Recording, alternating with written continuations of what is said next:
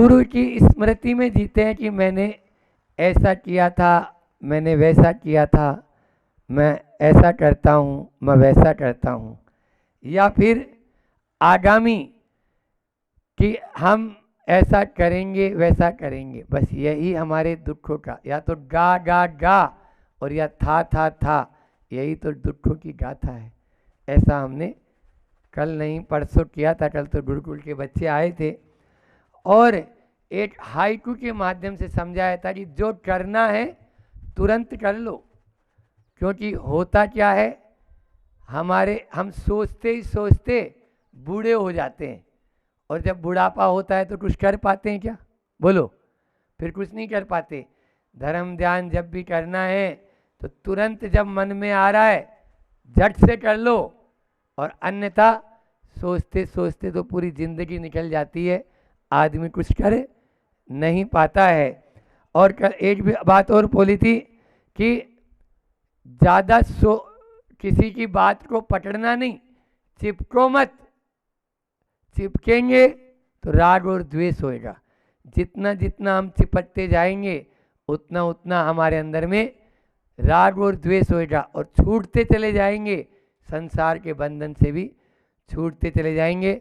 आज भी बहुत अच्छी कारिका यहाँ पर देश माननीय जो लोग ये यहाँ के लोग बैठे हैं उनके लिए आचार्य अमित गति भगवान कह रहे हैं, सभी के लिए चाहे कोई भी व्यक्ति हो यह चिंतन प्रतिदिन करना चाहिए, चाहे वो जैन हो और चाहे जैनेतर। यहाँ देख रहा हूँ मैं कि यहाँ के जो ग्रामीण लोग हैं वे हाथ जोड़कर प्रवचन का श्रवण कर रहे हैं।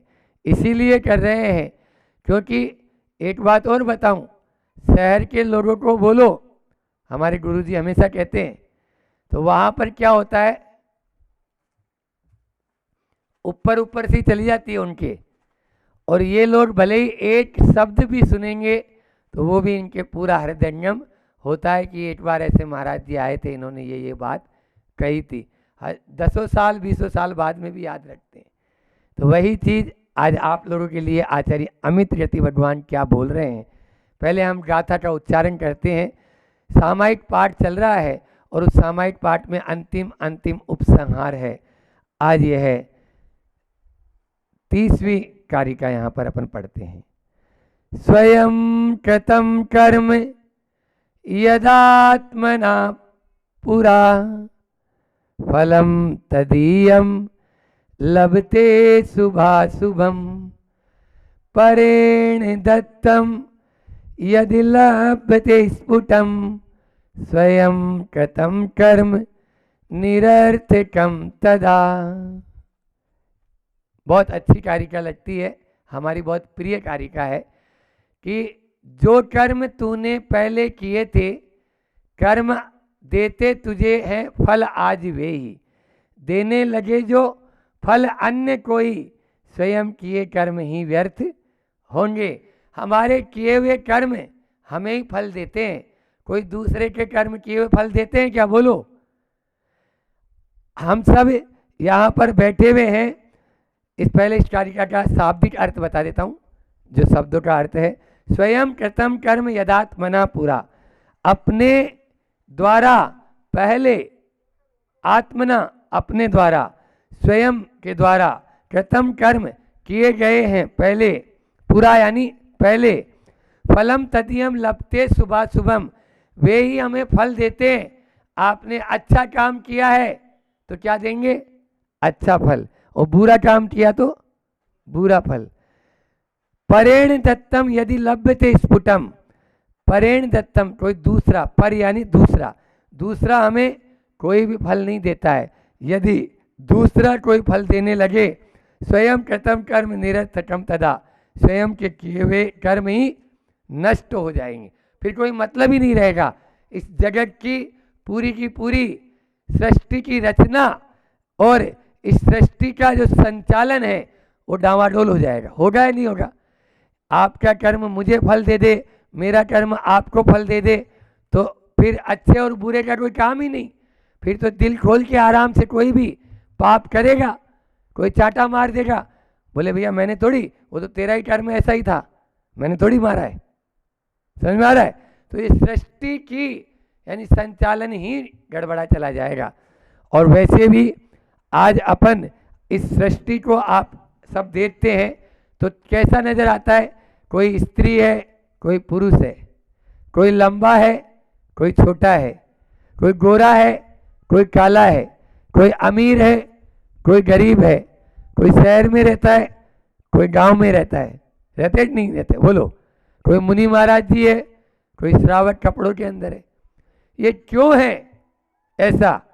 बोलो। एक जवाब आएगा और वो जवाब है कर्म। क्या जवाब है? कर्म। कर्म के कारण ही ऐसा हो रहा है। हमारे अपने कर्म के कारण ही हम ये सब छोटे बड़े, कोई ज्ञानी होता है, कोई पंडित होता है, कोई मूर्ख होता है, कोई एक बार पढ़ाओ तो तुरंत समझ में आ जाए। एक क्लास में 50 बच्चे हैं और उन 50 बच्चों को एक से कोई टीचर पढ़ा रहा है, बैठे हुए हैं यहाँ, है ना, प्रिंसिपल साहब, वाइस प्रिंसिपल। अब वो सारे बच्चे क्या एक से ही बुद्धि से धारण करते हैं क्या? कोई तो तुरंत धारण कर लेता है और कोई धारण ही नहीं कर पाता है। क्यों? ये कभी आपने सोचा क्या?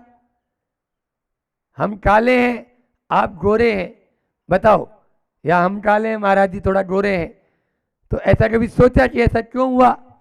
किसी के दांत बाहर हैं, कोई के दांत अंदर है, कोई सुंदर है, कोई कुरूप है, कोई की वाणी अच्छी है, कोई अच्छा गाता है, कोई अच्छा नहीं गा सकता है।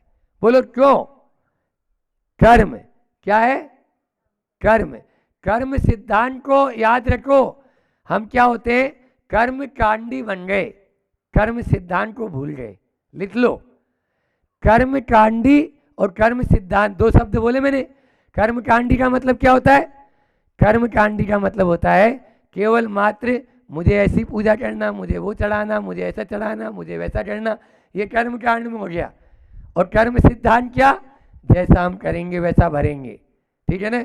वो आप लोगों ने वो भजन है या गाना है, मैं नहीं जानता, कि जो बोएगा वही पाएगा, सुख दुख है क्या फल कर्मों का, जैसी करनी वैसी भरनी, जैसी करनी वैसी भरनी। बोलो, जैसा करेंगे वैसा भरेंगे या नहीं भरेंगे? अब मैं आपसे पूछना चाहता हूं, यहाँ गांववासी बैठे हुए हैं, हम कोई जीव को मारेंगे तो अगले जन्म में वो जीव अपन को मारेगा या नहीं मारेगा? बोलो। अपन किसी जीव को मार कर आप लोग खाओगे तो वो अपन को मार के खाएगा या नहीं खाएगा? खाएगा। एक बार ऐसा हुआ, सत्य घटना बता रहा हूं, एक बकरे को एक कसाई काट रहा था, मार रहा था। वो बकरा उसको बहुत तेज तेज हंस रहा था, वो हंस रहा था। उस व्यक्ति ने उस बकरे से पूछा, तुम हंस क्यों रहे हो? तुम हंस क्यों रहे हो? उस व्यक्ति के अंदर से ही जवाब आ गया, तुम मुझे नहीं जानते, मैं तुम्हें अच्छे से जानता हूं। तुम मुझे नहीं जानते, मैं तुम्हें अच्छे से जानता हूं। क्या जानता है? पिछले जन्म में मैं बकरा था और तुम कसाई। पिछले जन्म में बकरा क्या था? कसाई। और वो क्या था? बकरा। मैंने तुम्हें काटा तो मुझे आज बकरा पन्ना पड़ा, और अब तुम काट रहे हो तो मुझे लग रहा है कि अगले जन्म में अब मैं कसाई बनूंगा और तुम बकरे। बोलो, ये होता है। जैसा करेंगे। आप ये बताओ, सामने आम का पेड़ है, आम भी लगे हैं, समझ में आया? नींबू का भी पेड़ है, तो आम का बीज बोएंगे तभी आम लगा? ऐसा तो नहीं है कि बबूल का बीज बोया था और आम लग गया। फिर आप घर गृहस्थी में ऐसा क्यों नहीं सोचते? स्वयं कृतम कर्म यदात्मना पुरा फलम तदीयम लभते शुभाशुभम। आप यदि बबूल का पेड़ बोएंगे तो आम तो नहीं मिलेंगे, आम नहीं मिलेंगे। लेकिन आप अपने अंदर में झांक के देखें, सुबह से शाम तक कितना कार्य अच्छा करते हो और कितना बुरा। बच्चे लोग बैठे हैं, बोलो, सुबह आए थे मेरे पास में, मोबाइल सबके पास में देखा हमने, ये झुंझुना तो आजकल गांव गांव में पहुंच गया है ना। तो मोबाइल के माध्यम से कितना पाप कमा रहे हो, कमा रहे या नहीं कमा रहे? उसमें अच्छी चीज देखते हो या बुरी? बोलो ना, हम किसी से नहीं बोलेंगे। हाँ, बुरी चीज ज्यादा देखते हैं और अच्छी चीज कम देखते हैं। अब उसके माध्यम से कितना पाप। एक आटे का मुर्गा की कहानी आती है, सुन लो। आटे का मुर्गा बनाया, आटे के माध्यम से मुर्गा बनाया और उसको तोड़ा, और भावना भाई कि मैं मुर्गे को मार रहा हूं। वो व्यक्ति मरकर कहाँ गया? नरक। सत्य है या नहीं है? श्रद्धान करोगे तब होगा। इसलिए अच्छा कार्य करो तो अच्छा फल मिलेगा, और बुरा काम करेंगे तो बुरे का नतीजा बुरा ही होगा। लेकिन दुर्योधन प्रकृति है। दुर्योधन क्या बोलता था पता है? वो ये बोलता था, जानामि धर्मम न च प्रवृत्ति, जानामि अधर्मम न च निर्वृत्ति। मैं धर्म को जानता हूं लेकिन छोड़ नहीं सकता, और अधर्म को भी जानता हूं लेकिन उसको अपनाने से अलग नहीं हो सकता हूं। बोलो, धर्म को जानता हूं लेकिन अपना नहीं सकता, और अधर्म को जानता हूं छोड़ नहीं सकता। ये कौन बोल रहा है? दुर्योधन प्रवृत्ति। चार प्रकार, चार बात करनी है मुझे, और बहुत अच्छी है कारिका आप लोगों के पुण्य योग से आई है। तो इसमें चार बात बहुत सरल है। आप ज़्यादा ऐसा नहीं लच्छेदार प्रवचन हमको करना भी नहीं, और सरल भाषा में अपन को समझना है, हमें भी समझना है और आपको भी समझना है। तो यहाँ पर पहली बात है, अच्छे का फल अच्छा और बुरे का फल बुरा। लिख लो, चाहे बच्चे हो और चाहे बड़े, चाहे भारत में हो और चाहे विदेश में, कहीं पर भी रहो, जैसी करनी वैसी भरनी। आपने राम और रावण का इतिहास तो पढ़ा होगा। राम ने क्या किया? अच्छा काम किया और हमेशा धर्म का सहारा लिया, तो राम राम बन गए। और रावण ने अधर्म का सहारा लिया और वह बार बार केवल मात्र अधर्म के ऊपर ही जिया, तो क्या हुआ? बोलो, कोई अपने बेटा बेटी का नाम रावण कहलाना पसंद करता है? बोलो ना, नहीं। और कोई अपने बेटा बेटी का राम राम बोले तो महाराज बेटा बेटी को छोड़ो, सुबह से शाम तक केवल राम राम जपना, आगे वाला नहीं बोलना। हाँ, हम तो राम राम ही जपते रहते हैं। हालांकि आजकल के लोग राम राम तो जपते हैं लेकिन पराया माल अपना भी करते रहते हैं। वो राम नहीं कहलाएंगे, वो तो मायाचारी कहलाएगी। दूसरी बात, कर्म से बड़ी सत्ता, क्या बोला? कर्म से बड़ी सत्ता धर्म की होती है। महाराज जी कर्म सिद्धांत बता रहे हो, धर्म की बात। हाँ, आप लोगों ने देखा होगा श्री कृष्ण को। श्री कृष्ण का जन्म कहाँ हुआ? जेल में जन्म हुआ। माता देवकी ने जेल में, और नंद बाबा ने फिर पालन किया, ठीक है ना। तो देवकी ने उनको जन्म जेल में होना कोई बात नहीं, लेकिन उनने जेल से छूटने का मार्ग हम सबको बता दिया कि कैसे हम जेल से बाहर आ सकते हैं।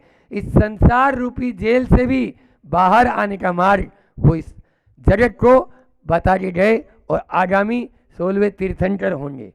समझ में आ रहा है? खुद भी बाहर हो गए और अपन को भी बता के चले गए। इसलिए चाहे श्री कृष्ण हो, चाहे अंजना हो, चाहे माता सीता हो, वो बोलते थे कर्म से बड़ी सत्ता धर्म। कभी उन्होंने किसी के ऊपर आरोप लगाया?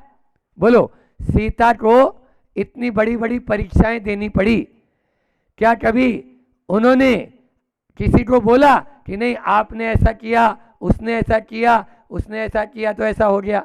बोलो, वो बोलती थी मेरी तकदीर में यही लिखा है तो मुझे तो भोगना ही पड़ेगा। अरे अच्छे अच्छे ज्योतिषाचार्य, बड़े बड़े पंडित, जिसका मुहूर्त सोधे, गुरु वशिष्ठ जैसे बड़े विद्वान प्रकांड, जिन्होंने उनके ब्याह का मुहूर्त सोधा, तो क्या ये नहीं दिखता था कि घर जाएगी तो दूसरे दिन वनवास हो जाएगा?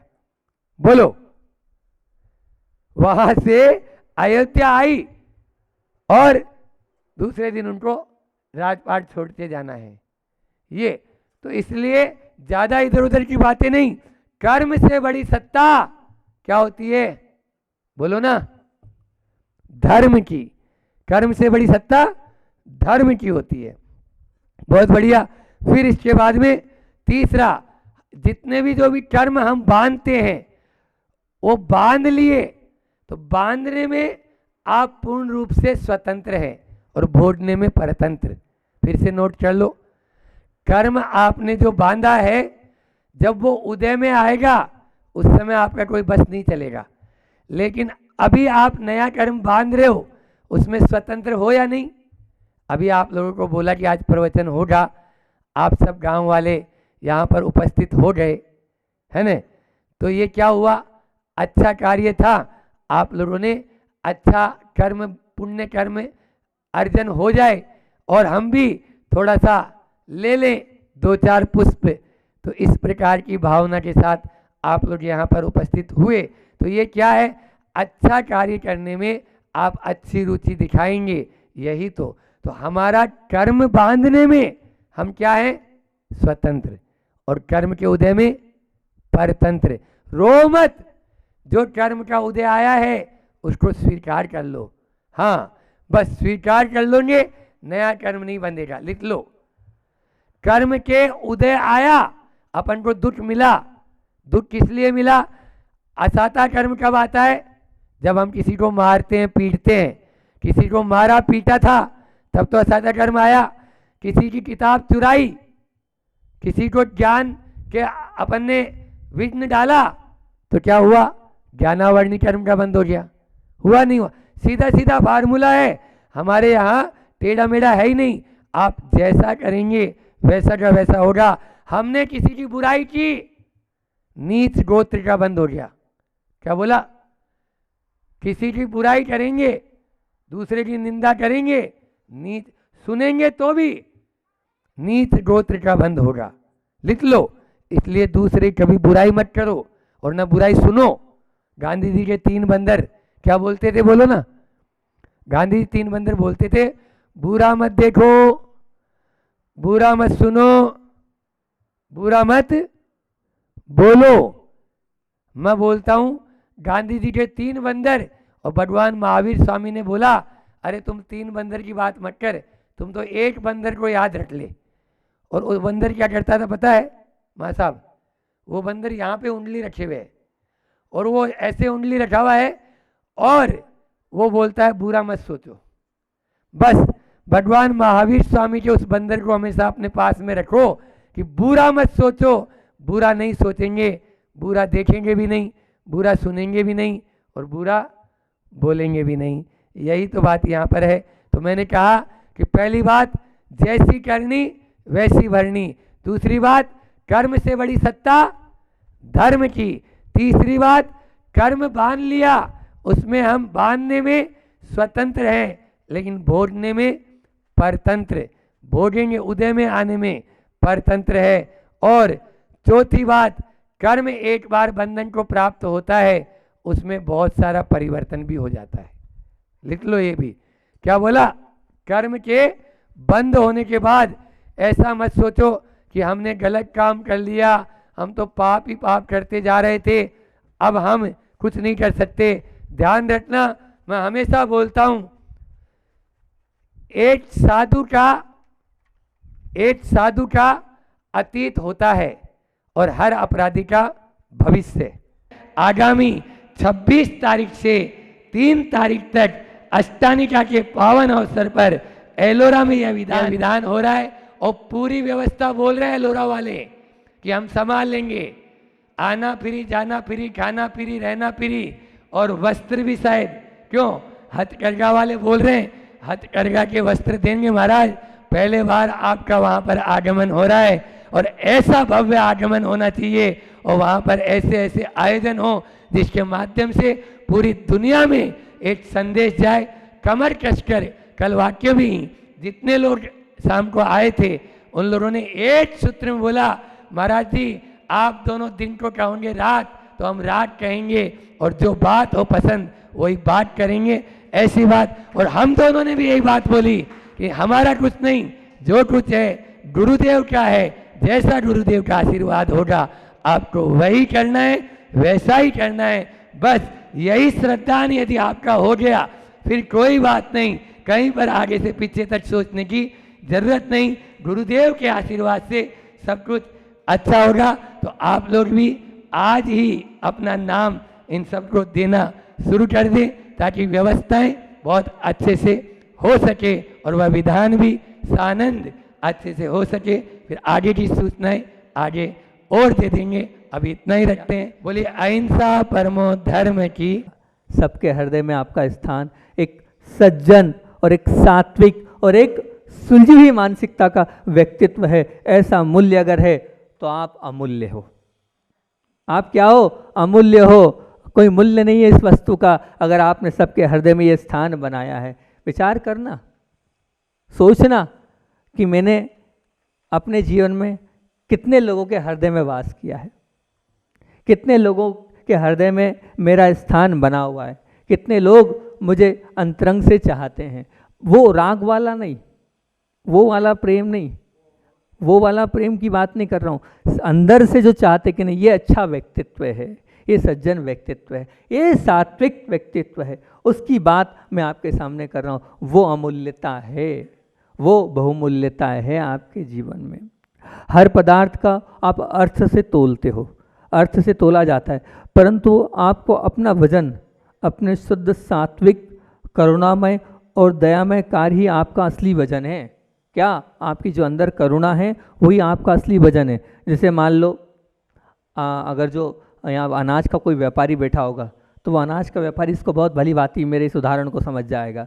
जो अनाज होता है ना, जब खेत से आता है तो उसका वजन ज़्यादा होता है, उसका वजन ज़्यादा होता है, और जैसे जैसे वो पुराना होता चला जाता है उसका जो वजन है वो क्या होता है? घटता चला जाता है। तो व्यापारी माल खरीदता है तो लेता है इतना घटेगा, क्योंकि वो सूखता है, तो सूखता है तो वो वजन घटता चला जाता है। उसी प्रकार जो अन्न जितना गीला है उतना वजन ज़्यादा है। उसी प्रकार हृदय में आपके करुणा से जितना आप गीले हैं उतना ही आपका वजन अधिक है। जितना आपका हृदय करुणा से गीला है तो ये मान के चलना क्या है?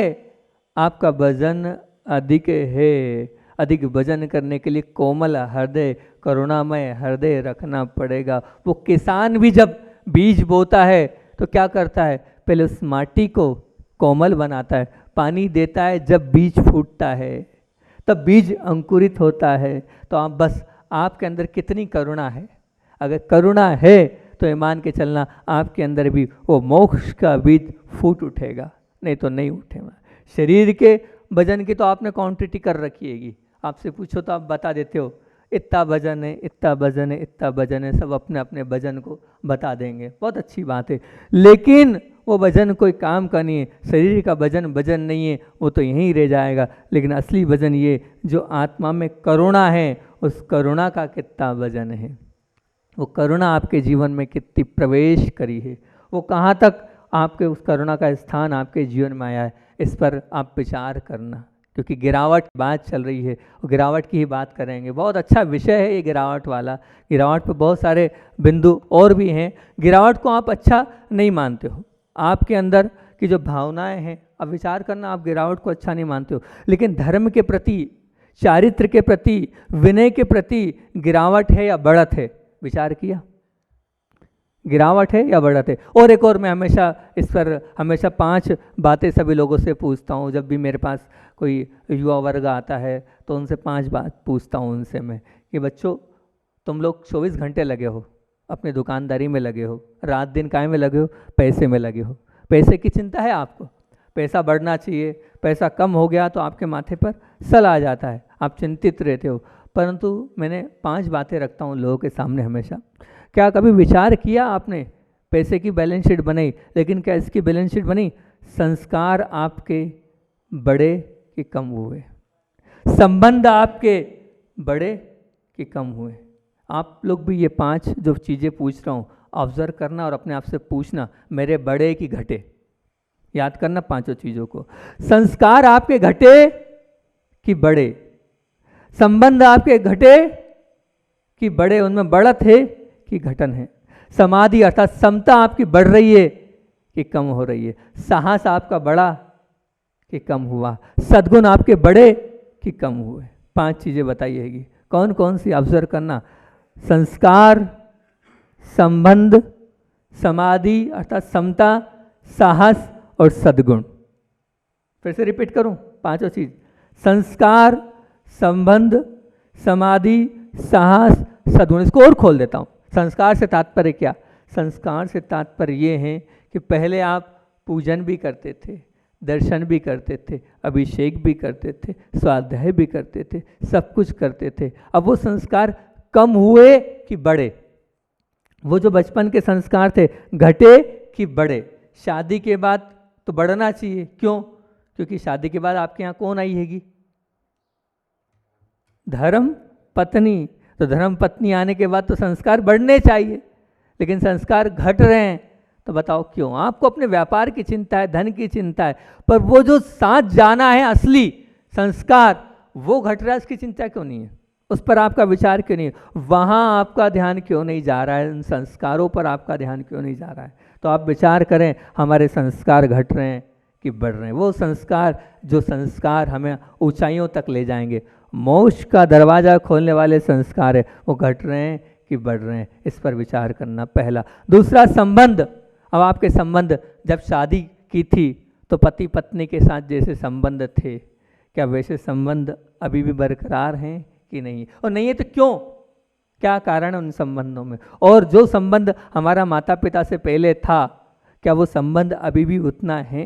जो संबंध गुरु के प्रति हमारा था, वो संबंध, सब पर संबंध लगाना, मित्र से, पिता से, भाई से, बंधु से, वो संबंधों में कमी आई कि बढ़ोतरी आई? गिरावट है कि बढ़ावत है? बढ़ रहे हैं कि गिर रहे हैं? संबंध, उस पर विचार करना, क्योंकि संबंध से ही एक बात मान के चलना। आप महाराज जी, संबंध मोक्ष मार्ग में क्या काम आते हैं? मोक्ष मार्ग में संबंध का कोई लेना देना नहीं। ऐसा नहीं है कि मोक्ष मार्ग में संबंध का लेना नहीं देना ही है। हमारे अच्छे संबंध ही हमें अच्छे विचारों में ले जाते हैं, हमारे परिणामों की निर्मलता कराते हैं, और जब परिणाम निर्मल होंगे तभी तो हम आगे बढ़ पाएंगे। इसलिए संबंध को देखना भी बहुत जरूरी है। तीसरी, समाधि और समता। वो आपके अंदर बढ़ी कि घटी? पहले आपका वो जो नेचर है, वो आपका जो एटीट्यूड है, वो कैसा है? आपका वो स्वभाव एडजस्टमेंट वाला है कि नहीं? आपके उस एडजस्टमेंट वाले स्वभाव में अंतर पड़ा कि बढ़ा? आप जरा जरा सी बात पर नाराज होने वाले तो नहीं हैं? आपको तो मैं हमेशा ध्यान कराता हूँ, तो एक बात, मैं सहन करने वाली आत्मा हूँ, ये सूत्र बना लो। मैं संतुष्ट रहने वाली आत्मा हूँ। मैं तो आया और निकालने वाली आत्मा हूँ। मैं रखने वाली आत्मा नहीं हूँ, मैं तो छोड़ने वाली आत्मा हूँ। अपने कोई आता है, उस बात को रखता नहीं हूँ, आई और निकाल देता हूँ। क्यों रखूँ? काय के लिए रखूँ? रखने से कोई मतलब नहीं है। तो जो नहीं रखता है वही समता को धारण कर पाएगा, वही समाधि में जीवन रख पाएगा, वो इसके जीवन में, अपन ने कल परसों सरलता की बहुत सारी बातें करी, वही अपने जीवन में सरलता को ला पाएगा। आप विचार करना, मेरी वो समता घट रही है कि बढ़ रही है? उसमें गिरावट तो नहीं है, उसमें बढ़ावट होना चाहिए। इनको बढ़ाना चाहिए। और तो आप तो लगे हो कि मेरा 4 मकान हो गए, पाटनी जी 5वें मकान में लग जाएंगे, एक और बंगला खरीद लें। रहना उनको काय पे 3x6 में, सोना 3x6 पर ही है, उससे ज़्यादा में सो नहीं सकते। वो सो सकते हो पाटनी जी? बताओ। लेकिन कितने मकान हैं नासिक में? पता नहीं कितने महाराज जी, याद ही नहीं है हमें तो, और अभी नया खरीदना है, उसकी चिंता है। बताओ, आप इनकी चिंता करो, ये 5 चीज़ ये बढ़ना चाहिए आपकी कि हाँ मेरी वो समता घटी कि समता बढ़ी। अंदर का जो साहस है वो, महाराज जी बुढ़ापा आ गया, अब तो बनता ही नहीं है, गलत बात। अरे करना है, और करना है, ज़्यादा करना, अब तो करना चाहिए, और आप अब नहीं कर रहे हो। नहीं, और त्याग तपस्या में आपका, और धर्म में आपका, और दान में, और साहस बढ़ाकर और करना चाहिए। क्योंकि देखो, जो जितना पुराना होता है उसमें उसकी उतनी ज़्यादा क्या हो जाती है? प्रैक्टिस हो जाती है। तो साहस तो बढ़ना चाहिए। साहस घट क्यों रहा है? साहस कमज़ोर क्यों हो रहा है? साहस को बढ़ाएंगे, अपने अंदर की मानसिकता, अपने अंदर के परिणाम, अपने अंदर के भावों से आप उस साहस को भी बढ़ा सकते हो। किसी भी प्रकार से साहस को कमज़ोर मत होने दो, उसमें भी घाटा नहीं लगना चाहिए, वो भी बढ़ना ही चाहिए। और 5वां है सद्गुण। 5वां क्या है? सद्गुण। ये सद्गुण ही हैं जो आपके साथ जाएंगे। कहानी हमेशा सुनाता हूँ कि कौन जाएगा वहाँ, तो ये सद्गुण ही आपके साथ आपके आगे जाएंगे। वो सद्गुण क्या है? वो सद्गुण ये है दया, करुणा, प्रेम, वात्सल्य, ये सब सद्गुण हैं।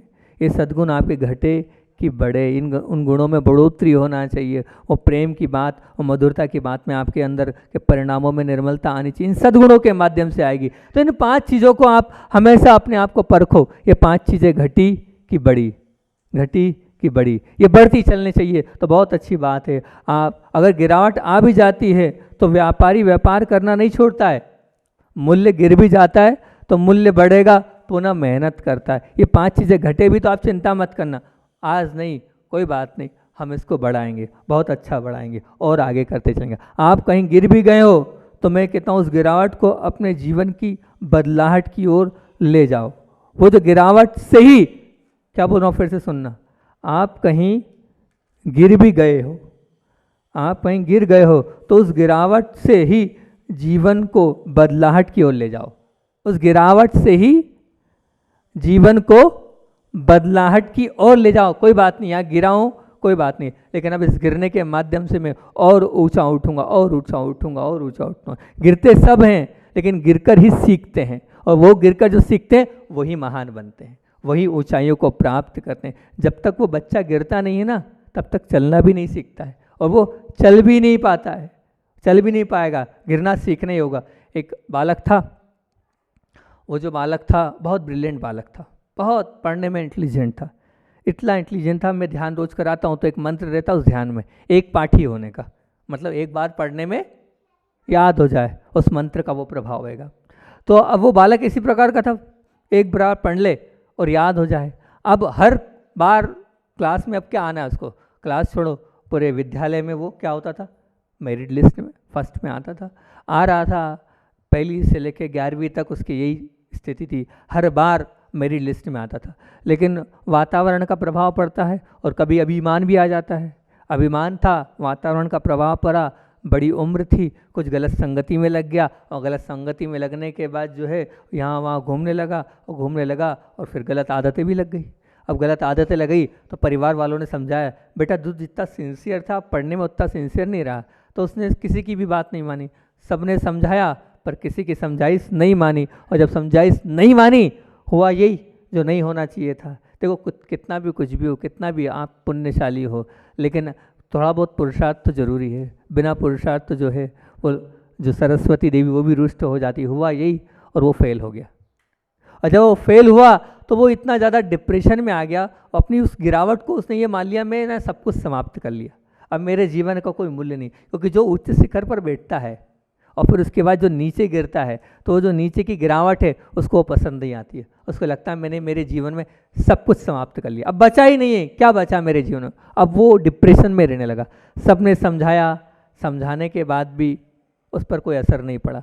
जब उस पर असर नहीं पड़ा तो वो उनके जो प्राचार्य महोदय थे उन्हें भी पता चला, उन्होंने उसे बुलाया, समझाने का प्रयास किया। बगीचे में लॉन में बैठे थे और लॉन में ठंड का समय था, उस ठंड में वहाँ पर जो है उसको तापने के लिए कोयले और लकड़ी जो जल रही थी, अब कोयले और लकड़ी जल रही थी और इसी बीच में जो है वो लकड़ी और जो कोयले थे उसको निकाल दिए। तो उन्होंने, जो बच्चे ने ये पूछा कि क्या कर रहे हैं आप, सर आप ये क्या कर रहे हैं, वो तो आग बुझ जाएगी।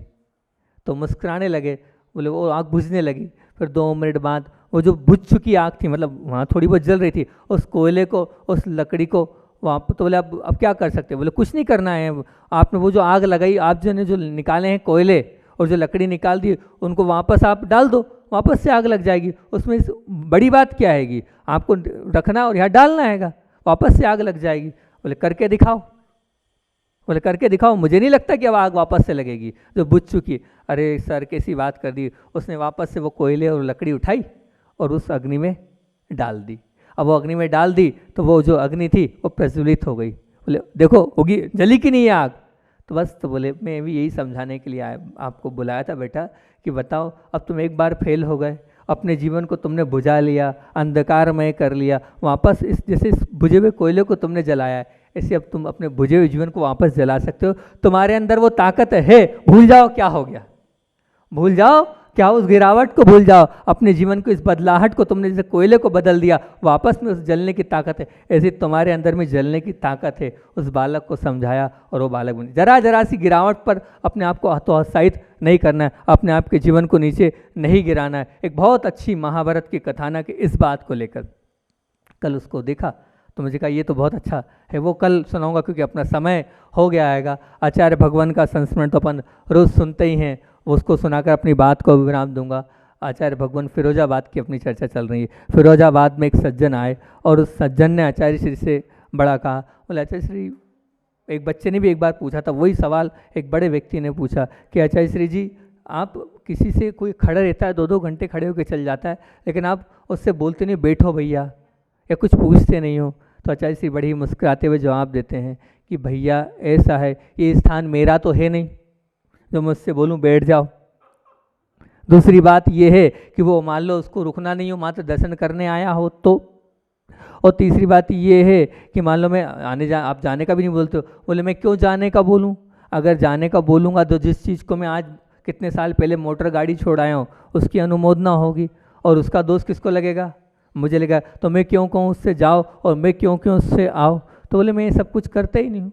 और रही बात को ऐसा आपको लगता है कि विनय, तो विनय जब अंतरंग से प्रादुर्भूत होती है तो उसकी ज्योति का जो प्रकाश होता है वो अपने आप सब ओर से प्रकाशित होता है। वो तो आँखों से भी फूटती है, वो तो शब्दों से भी उद्भूत हो जाती है, वो तो व्यवहार से भी प्रदर्शित हो जाती है। विनय ऐसी नहीं है कि विनय ऐसे आओ बैठो बोलो, इससे विनय नहीं। साधु को ये विनय नहीं कहिए, साधु को तो कहा है मुस्कान दो और हाथ उठाओ, बस यही मेरी विनय है। आप आए हो तो मैं आशीर्वाद दूंगा, ये मेरी विनय, और मुस्कान करूंगा तो ये। आचार्य भगवान ने इस पर बहुत अच्छा प्रवचन किया, क्या विनय होती है। मैत्री प्रमोद कारण मध्यस्थ यानी सत्वगुणादि क्लिश माना विनयेषु।